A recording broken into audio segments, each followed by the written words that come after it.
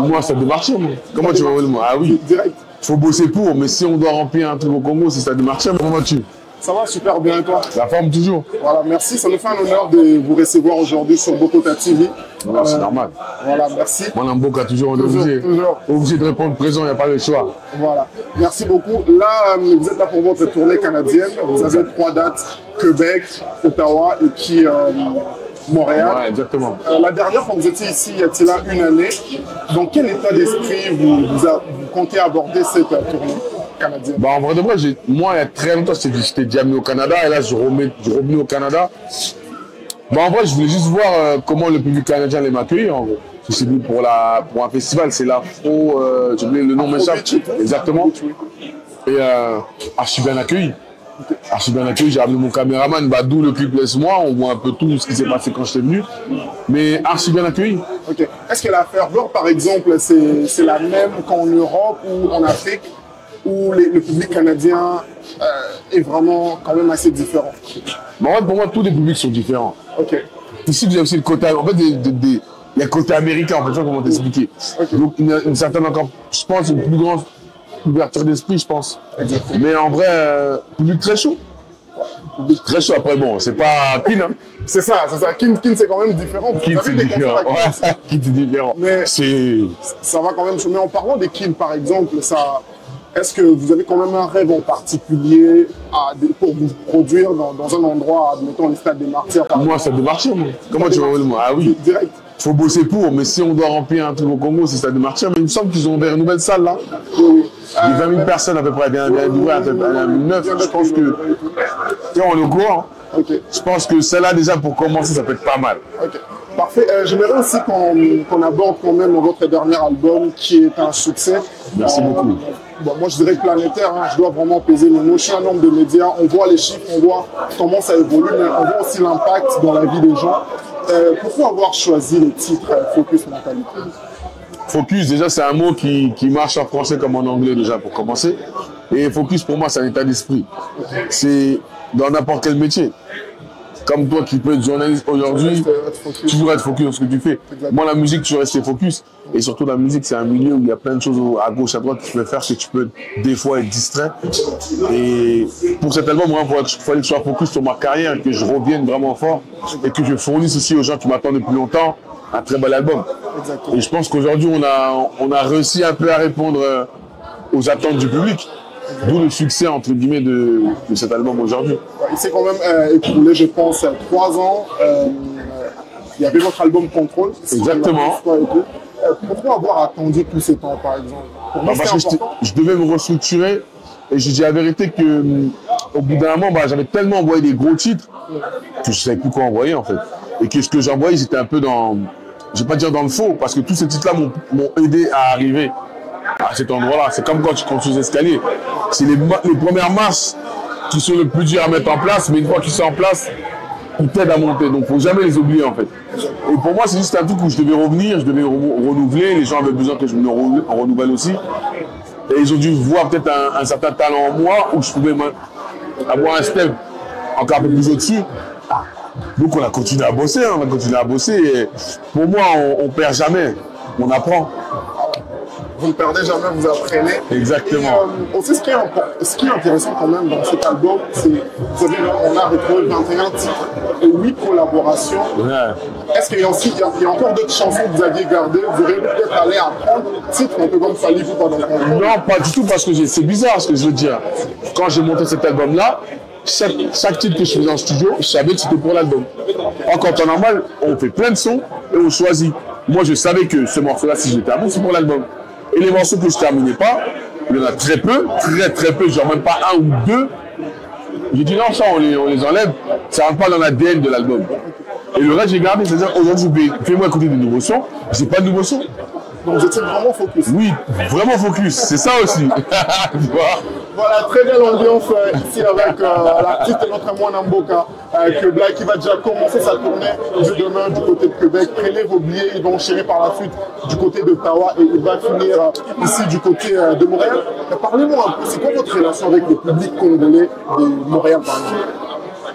Bon, en vrai, je veux dire, au public congolais de Montréal, je ne sais pas. Je vais être honnête, je ne sais pas. mais je sais qu'ils me soutiennent, parce qu'on reste des Congolais automatiquement. Et dans tous les cas, je sais qu'ils me soutiennent, je sais qu'ils seront là.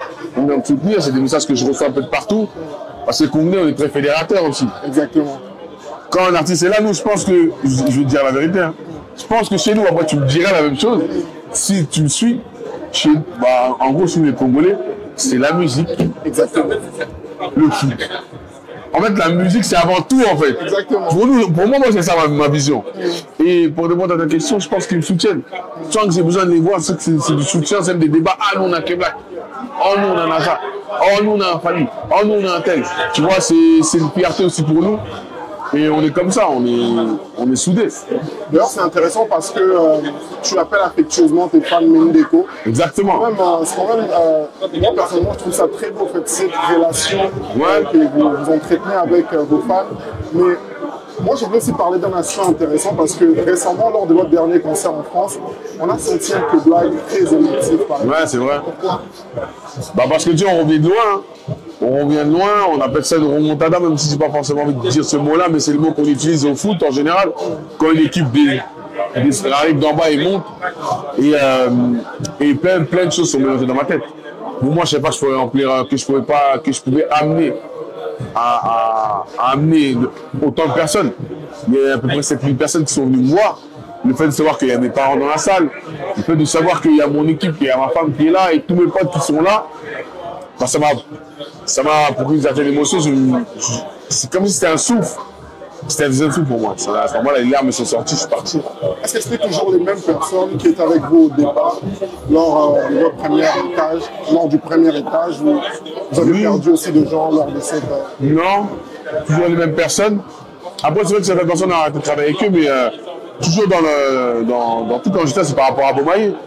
Philo, toujours en contact avec lui, Lassana, Moussoufa, ça reste des grands frères pour moi, tu vois. Mais on a réussi à voler le proposé. Merci beaucoup. D'ailleurs, j'avais beaucoup de questions, mais je pense qu'on aura encore une autre occasion de vous parler. Avec plaisir. Qu'est-ce que vous prévoyez pour le public canadien, pour ce public qui va se déplacer tout au long de cette tournée? L'ambiance. Je reste à Congolais, ambiance, émotion. Et je vais vraiment les pousser à aussi, entre guillemets, aussi les fidéliser et montrer je ne suis pas qu'un, entre guillemets, faiseur de tubes. Je suis aussi un artiste à voix aussi. Et passer du bon temps et les convaincre pour des plus grosses salles. C'est ça. Et on ne pouvait pas aussi conclure cet entretien sans pour autant mentionner aussi ce qui se passe à l'Est du Congo. Quel message vous aurez aussi pour ce peuple? Nous, en fait, on sait qu'on a une certaine notoriété.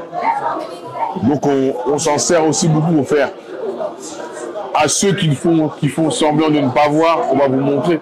Comme sur le Zénith, quand j'arrive au Zénith, j'avais plus de 40 médias, des gros médias. Le fait de mettre le haut Free Congo, c'est aussi un gros message. J'ai aussi des t-shirts. Donc, chacun agit à sa manière avec ses propres armes. Nous, nos armes, c'est les médias, c'est nos fans. On n'a pas que des Congolais. Il n'y a pas que des Congolais qui sont entre guillemets fans de moi. Il y a tout le monde. Donc, il y a beaucoup de gens qui se disaient, mais pourquoi on parle beaucoup du Congo? Qu'est-ce qui se passe? J'ai dit, allez voir. Même si c'est une personne parle à une autre personne fait pas effet domino. Et j'espère que ça s'arrête aussi. Les gens souffrent. Exactement. Merci beaucoup. Votre musique, au-delà d'Enjaillé, il y a aussi des jeunes qui s'inspirent de vous, qui veulent être des futurs K-Black. Quel message vous aurez pour toutes ces personnes-là? En fait, je leur demande pas d'être des futurs K-Black. Oui. Je leur demande d'être des futurs eux. Ok. Moi, je fais mon truc, je vis mon instant, je vis mon temps. Et vivre dans l'ombre d'une personne, c'est compliqué. Même entre frères et sœurs, vivre dans l'ombre d'une frère ou d'une sœur, c'est compliqué. Tout le monde doit avoir son moment de gloire, entre guillemets. Donc, juste à ces gens-là qui ont un rêve, regardez, je suis un exemple. Je ressors de nulle part pour aller chercher dans presque le numéro 1. C'est fort, c'est que faut juste y croire. Hein. Exactement. En tout cas, y croire, vous l'aviez fait. Félicitations à vous. Non, merci, merci à vous. Merci surtout pour cet entretien. Merci beaucoup. Au nom de toute l'équipe Boko TV, on vous souhaite une très belle tournée et une belle carrière. Merci beaucoup l'équipe. Boko TV, moi, Namboka toujours, Québec dans la maison, dans le bon. Voilà. Oui. Merci.